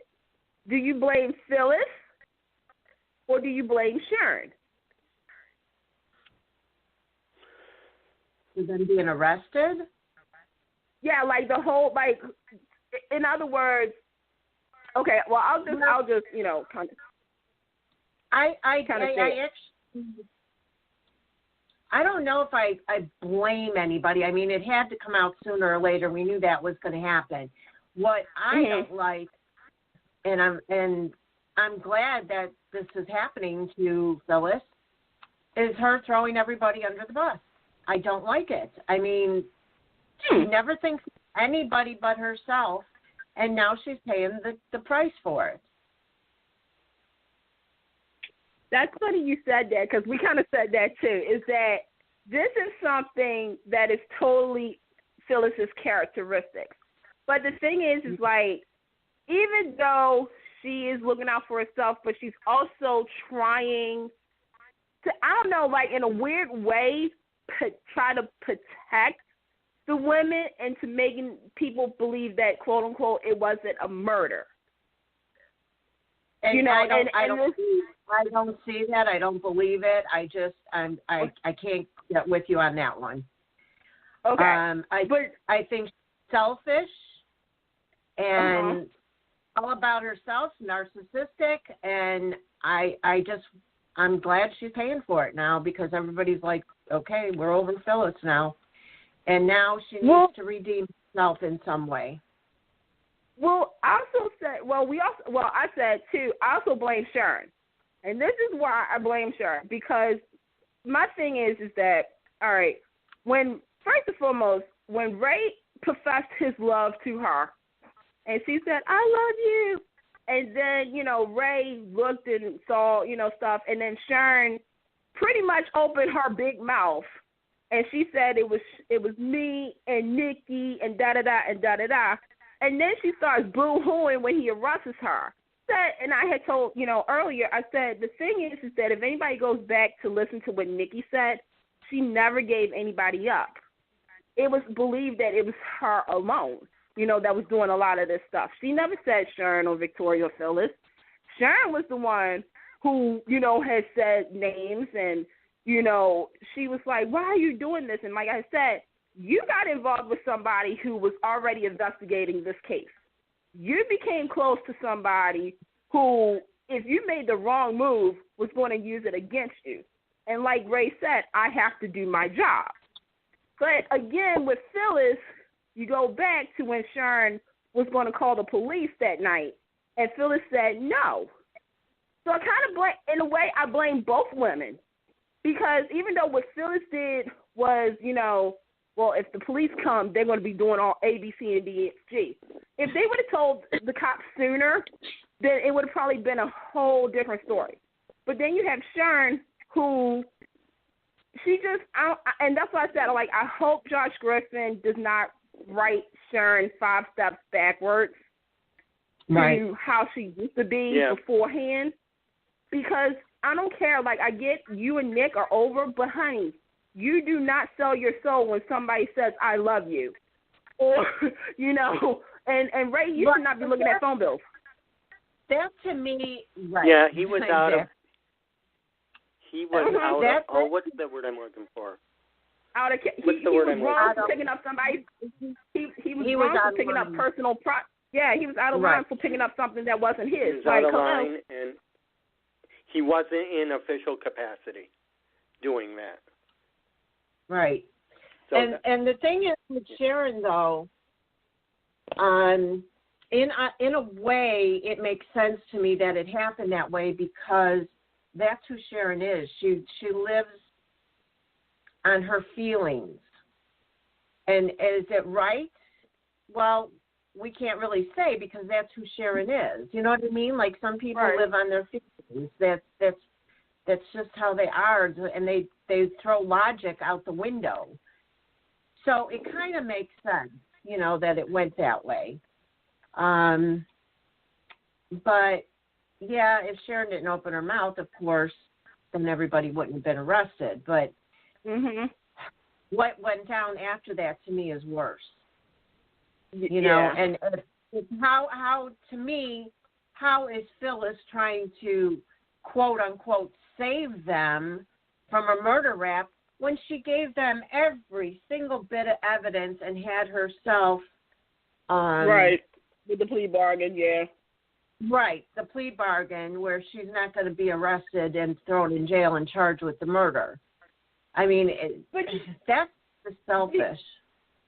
But here's another thing, and I said this, I brought it to the table because, you know, I'm a lawyer on the side, not really, is that I don't think Cricket should be a part of this because, quote, unquote, she brought JT to town.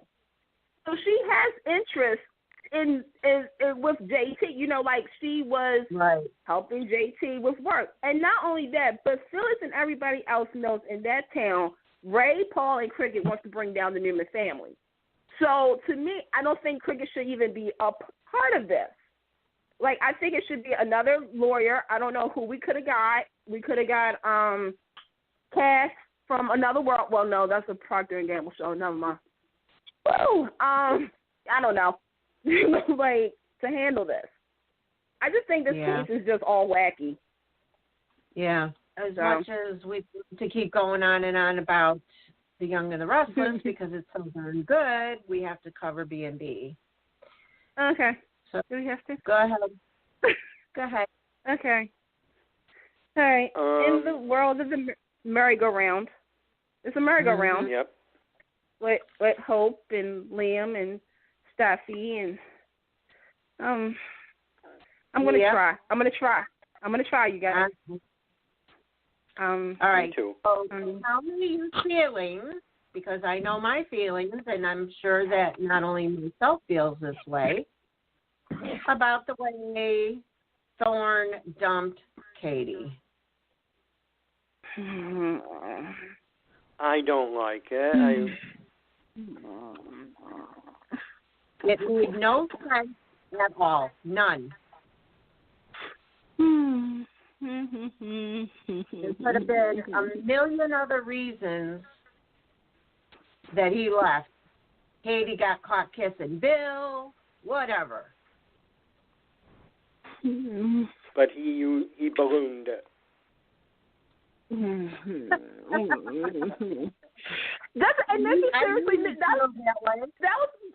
was my reaction to watching the show because I mean we obviously know Ingo is gone to General Hospital. Who didn't see that coming? So to me, I feel as though first and foremost they ruined the character of Thorne. They did.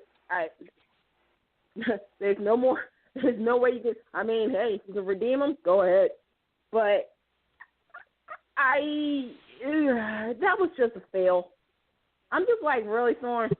That's the excuse. Like you did all of this just to dump that girl because of Bill. Like, Bill's acting like Bill is always acting like a father to Will. I mean, here's the thing: you may not like the man, but give him that. You rushed a merge. And I get what he was saying about Allie when he was like saying, you know, you gave me a. But I'm like, okay, there's something about Bold and Beautiful that when these characters all of a sudden remember the dead loved ones, they do certain things. But you don't talk about them for like years. And then all of a sudden, you get a divorce, Allie. You want a baby because of my twin sister Phoebe. I'm like, really? It was just poor. It was a poor taste in the character in that storyline. I was just like, wow. there's no reason for Steffi to adopt the baby because of her twin sister at this point in time. She just could have wanted a sister for her baby, period. Okay. See, Pam, I was doing really good tonight, and I was doing really good with my soap halo over my head. I was being a really good angel tonight. Okay, wait a minute. Okay. First and foremost, Hope just had, quote unquote, the baby died, okay? And with Steffi, to me, I will never understand why the show is doing this to these girls. I don't get it anymore. I'm done trying to figure it out. Like you said, all of this stuff, and like baby Kelly is not even 2 years old yet, and she wants a sister. Here's the thing, Steffi, your daughter was getting a sister, but the sister died. So where was all of this, before Hope was even pregnant or whatnot? Where did this come from? Oh, that's right. You still want to compete against Hope. That's the bottom line, folks, is that what Brooke and Taylor started has now gone to their kids because it's a competition now. To me, Steffi, oh my God, I can't believe I'm having this conversation. Steffi is so desperate. She's desperate, and I'm sorry if you're a Bold and Beautiful fan and you're listening to this, I'm going to go back into history. She's starting to really remind me of Taylor to the point where I'm just like, can we just say Steffi is Taylor Jr. 2.0 or something? Because she is desperate, okay? And not only that, I have an issue with Liam. Dude. Yeah. You need to, I'm proud of what you said. You told Hope you can't trade me in and out. Like, okay, thank you, Liam. Speak up for yourself. Right. Hope is going through what every mother fears is a miscarriage, a stillborn, the loss of a child. And keep in mind, Bold and Beautiful, I know you forgot, but we fans haven't. This is quote unquote, even though the child is out there, this is her second miscarriage. Right. The first one was with Wyatt, and now this was with Liam. To her right now, her mental state is, I'm a woman who doesn't feel like a woman because I couldn't even carry I don't have a child with the man that I love. I can't give him what Steffi can give him. I feel, anybody who's had a miscarriage feels like they're empty because they question the world. It's like, did the world have it out for them? Did they do something to deserve this quote-unquote punishment? Did they feel as though, being a mother is everything. It means, you're the queen, you're the heart. I can't explain it, but when you do have a miscarriage, you feel less than a woman. It does something to you that nobody can understand because you're all everywhere. You're trying to be present, but at the same time, when you see a baby, you got to take a moment. You got to roll out. You got to leave. And because it's a competition with Hope and Steffi and Liam, Hope is she's here, she's there, she's here, she's everywhere. This story, however, could have been great in the fact of the emotional storytelling. Now, Nico Noel, who plays Hope, give her props because she's doing great. But Steffi, I'm done. Let me know when Whipple Jones III come back. Let me know when Thomas comes back so I can get the Thomas Wyatt Sally train started again. Okay. That's it. Well, let me mention to our listeners that we greatly apologize that Eric Nelsen wasn't able to make the show tonight, that he is stuck on set, and unfortunately with actors that happens. So, there may be another time that we can reschedule him to get on the show, but March, could bring other people. And we do have somebody set up for the next show. But I don't know. Do you think I should say who it is, or should we wait and let them get surprised? Wait, I want to see. You're asking me, and I'm. You can drop a hint. Yeah, you can do a hint. Do a hint. Okay. A hint. 3 hints. Well, you may have loved her and you may have hated her, or you may have hated to love her or loved to hate her, and she was on One Life to Live. How's that? Okay. That's a start. That was good. All right. That's a bunch to choose from. So yeah, that was a good one. That was a good one, Pam. Okay. So yeah, all you listeners out there, try to figure that one out. Yeah. That was your clue. You either love to hate her or hated to love her, or you just probably was like, huh, about this person. And this person was on One Life to Live.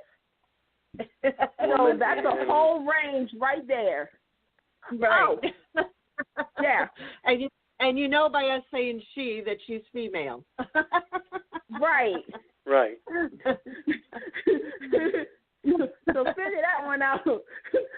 Like, okay. So, no, like, I was going to say, I was going to drop another hint because I was like, but then people would actually get it.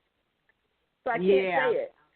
Yeah, but I can. I was trying to think of something too, but yeah, no, I think that would give too much away.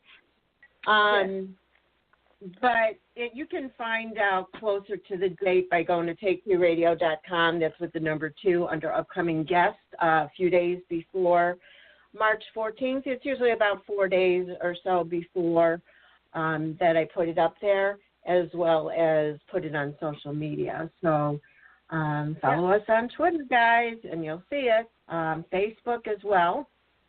And with that, I think that we all need to say night-night, folks, because we got 2 minutes left. Okay. Just make sure you guys watch the Bathe the series on Amazon. I've been saying that all night on Amazon Prime. Catch the Bathe the series, because that's probably where Eric is.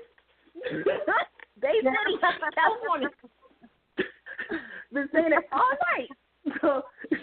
So Eric, if you listen, I've been plugging the Bathe the series on Amazon Prime. The Emmy Award winning the Bathe the series. That's right. So much to love on that show. Mm-hmm. So, anyways, thank you guys, everybody. Thank you, David, for being the host, and CAROLYN and Anthony and Candice. I love you all. And we'll see you on March 14th. Be there. Bye. Remember, you only have one life to live. Oh.